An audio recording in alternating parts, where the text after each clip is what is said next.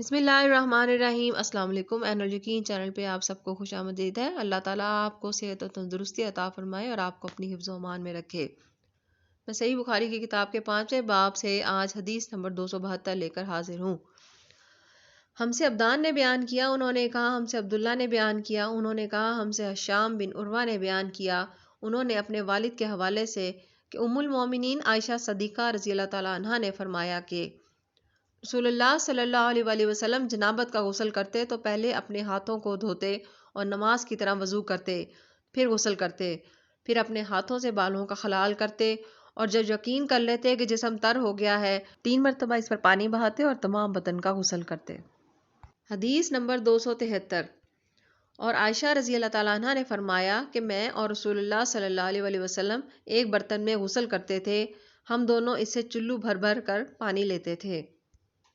حدیث نمبر 274۔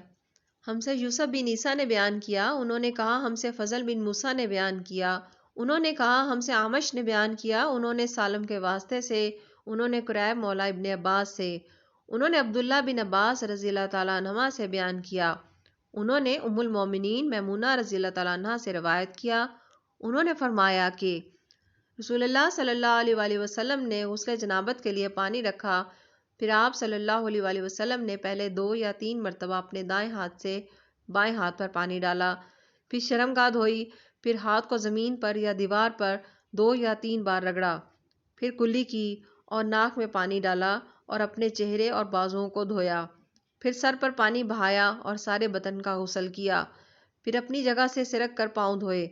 میمونہ رضی اللہ تعالیٰ عنہ نے فرمایا کہ میں ایک کپڑا لائی تو آپ صلی اللہ علیہ وآلہ وسلم نے اسے نہیں لیا اور ہاتھوں ہی سے پانی جھاڑنے لگے۔ جزاک اللہ۔